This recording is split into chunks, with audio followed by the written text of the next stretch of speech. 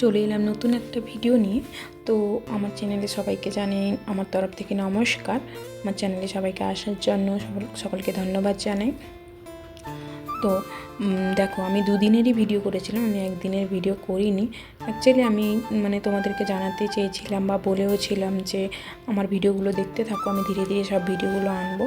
তো আমার বাইরে থাকার কারণ কি বা বাইরে কখন এলাম বা কবে এলাম সেগুলো আমি তোমাদেরকে জানাবো বলেছিলাম। তো আমি না দেখো কি বলো তো, একটা দুটো তিনটা কেক এনেছিলাম। সেই কেকগুলো অনলাইন থেকে খুব কমে পেয়ে গেছিলাম, সেইগুলো খাচ্ছিলাম আর কি, সেইগুলো সেইটা দেখাচ্ছিলাম।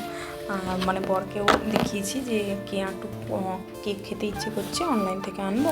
আমার বললো ঠিক আছে আনো। তো সেই কারণে আমি সেই কেকগুলোই এনেছি, দিয়ে খাচ্ছিলাম।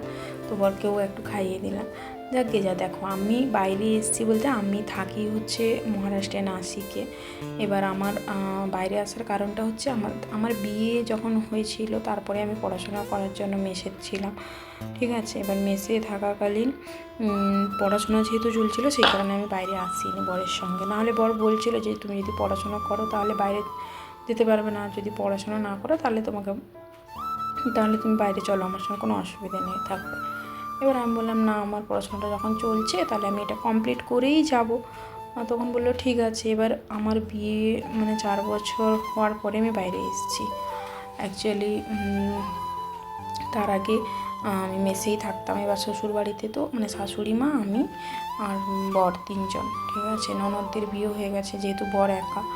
এবার বর বাইরে থাকে, এবার শাশুড়ি বাড়িতে একা থাকে, আমি মেসে থাকি পড়াশোনার জন্য। যেহেতু আমার বাড়ি থেকে দূরত্বটা অনেকটা, যাতায়াতের ডেলি প্রবলেম, সেই কারণেই আমি বাইরে থাকা। তারপরে কি হয়েছে বলো তো, শ্বশুর বাড়ি থেকে যাতায়াতে প্রথম যাতায়াত করতাম, তারপরে আমার প্রবলেম অসুস্থ হয়ে গেলাম, সেই কারণে আমি মেসেই ছিলাম। তারপরে সেই ভিডিওটা তো তোমরা দেখেইছো। তো যদি না দেখে থাকো তাহলে গিয়ে একবার আমার চ্যানেলে দেখে আসতে পারো, ভিজিট করে আসতে পারো। তো সেটা হওয়ার পরে আমি এখানে নাসিকে এলাম, কারণ অ্যাকচুয়ালি ওয়েস্ট বেঙ্গলে সেই সময় যা প্রবলেম, এখন ইদানিং দেখো অনেক সমস্যা কমেছে বা ধীরে ধীরে কমেও যাবে, সেই আশায় সবাই বসে আছে। এবার দেখা যাক কতদূর কে কী করতে পারে। সেই রকমভাবে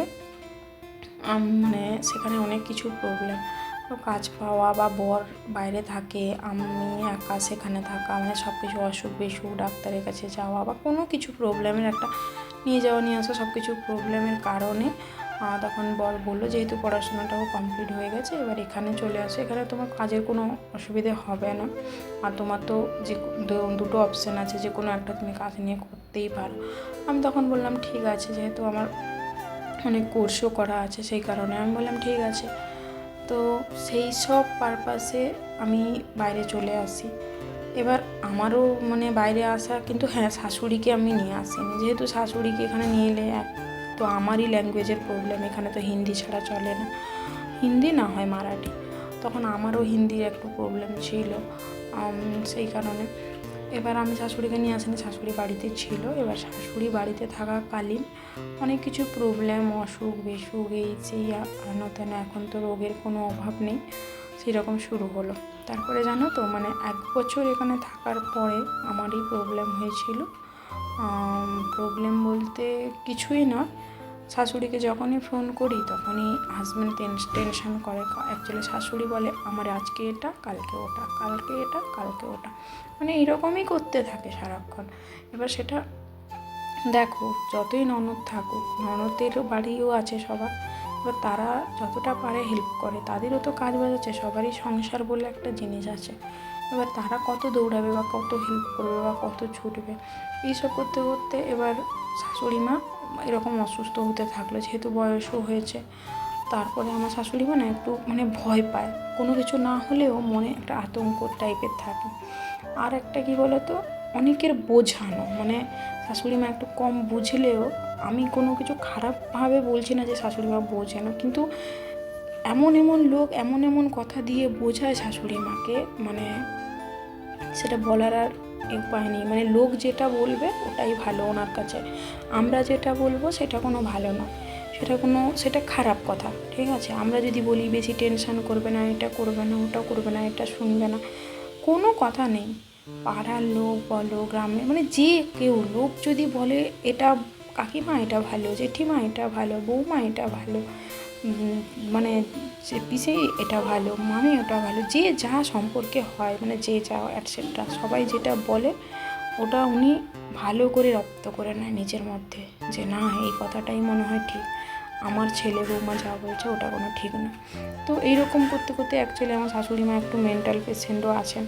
তো লোক যেটা বলবে ওটা নিয়ে উনি খুব আগ্রহ।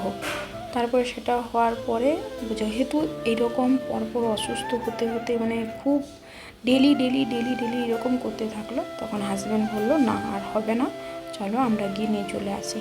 মানে আমি এখানে 1 বছর থাকার পরে আমরা গিয়ে নিয়ে চলে এসেছি। 1 বছর 1-2 মাস থাকার পরে আমরা নিয়ে চলে এসেছি, কারণ বর বলছে সবসময় টেনশানে থাকার থেকে নিয়ে চলে আসা ভালো, সেই কারণে আমরা নিয়েও চলে এসেছি। বা সেখানে কে দেখবে, একা থাকে, লোক যেটা বলে ওটা নিয়ে, আর সেখানে কী বলো তো একটা হেল্পের একটা তুমি পাবে না কাউকে। তো এইসব দেখে আমি বললাম ঠিক আছে চলো, তারপরে চলেও এলাম।